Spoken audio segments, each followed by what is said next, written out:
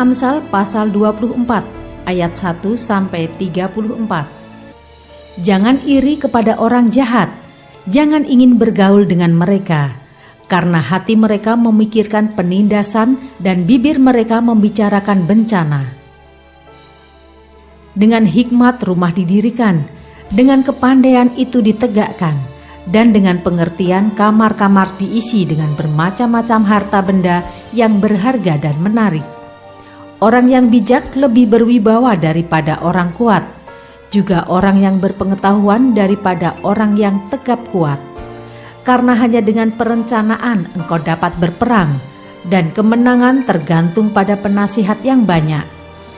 Hikmat terlalu tinggi bagi orang bodoh, ia tidak membuka mulutnya di pintu gerbang. Siapa selalu merencanakan kejahatan akan disebut penipu.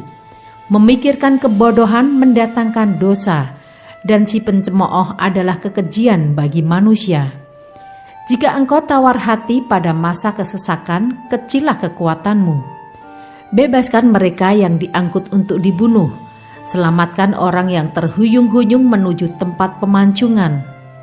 Kalau engkau berkata, sungguh kami tidak tahu hal itu, apakah dia yang menguji hati tidak tahu yang sebenarnya? Apakah dia yang menjaga jiwamu tidak mengetahuinya dan membalas manusia menurut perbuatannya? Anakku, makanlah madu, sebab itu baik, dan tetesan madu manis untuk langit-langit mulutmu. Ketahuilah, demikian hikmat untuk jiwamu. Jika engkau mendapatnya, maka ada masa depan, dan harapanmu tidak akan hilang. Jangan mengintai kediaman orang benar seperti orang fasik, jangan merusak rumahnya, sebab 7 kali orang benar jatuh, namun ia bangun kembali, tetapi orang fasik akan roboh dalam bencana. Jangan bersukacita kalau musuhmu jatuh, jangan hatimu beria-ria kalau ia terperosok, supaya Tuhan tidak melihatnya dan menganggapnya jahat, lalu memalingkan murkanya daripada orang itu. Jangan menjadi marah karena orang yang berbuat jahat. Jangan iri kepada orang fasik, karena tidak ada masa depan bagi penjahat. Pelita orang fasik akan padam.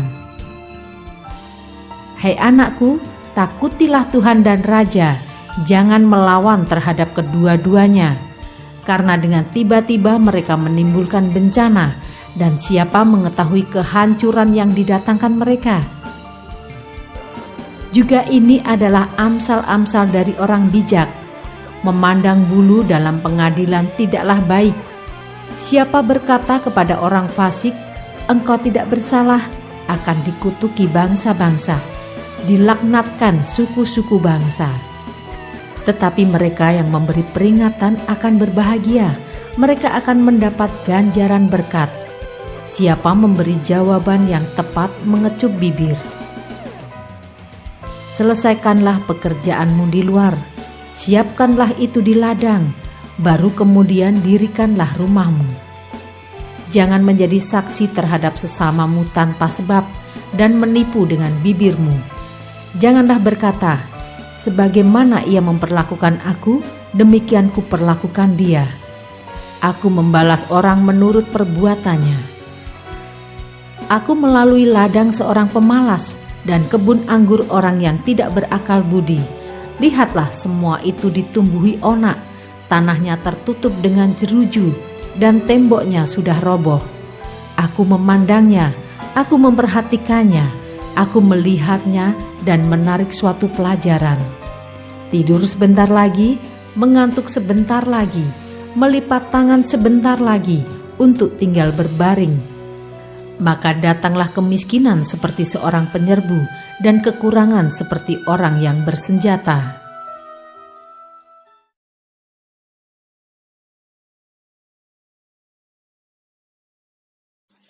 Shalom semua jemaat Tuhan, kembali kita di dalam pendalaman Alkitab Clear Sight.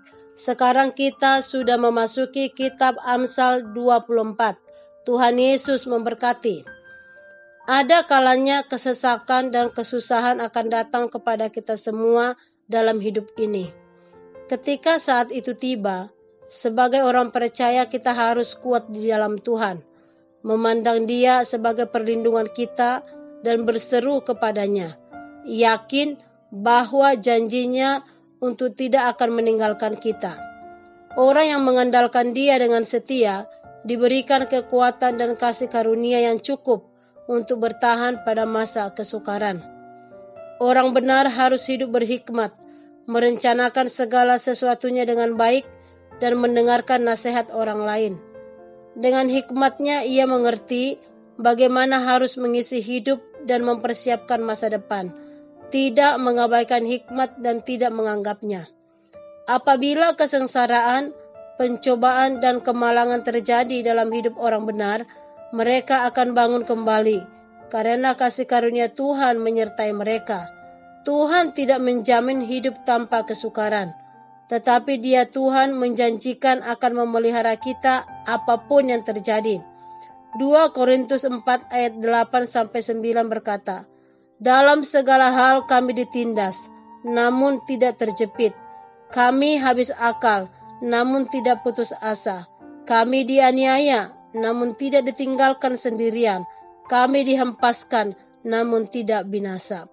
Panggilan Tuhan kepada setiap orang Kristen adalah menjadi teladan serta pelopor keadilan sosial di tengah-tengah masyarakat.